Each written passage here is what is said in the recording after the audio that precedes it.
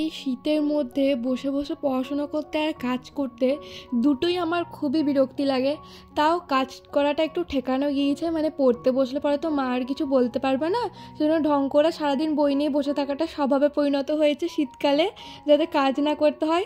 তার উপর আবার বৃষ্টি, কীরকম অবস্থা বলো তো, এত ঠান্ডা লাগছে। আমি তো আবার শীত কাতুরে, ঠিকঠাকভাবে শীতকালে চান করতেও আমার খুব আলসেমি লাগে। তো এখানে হচ্ছে একটা কাজ ছিল নেলের, এত ঠান্ডা লাগছিল কাজটা করতে বসে যে কি বলবো তোমাদেরকে।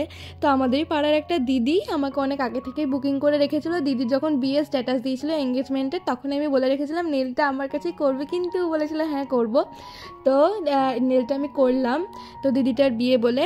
আর এটা আমি দেখেছিলাম অর্পিতা দিদি একটা কাজ করেছিল বেসিক বলছি, মানে বেস কালারের ওপরে, তো সেটা থেকে রেফারেন্স নিয়ে আমি এই রকমটা কাজটা দাঁড় করিয়েছি।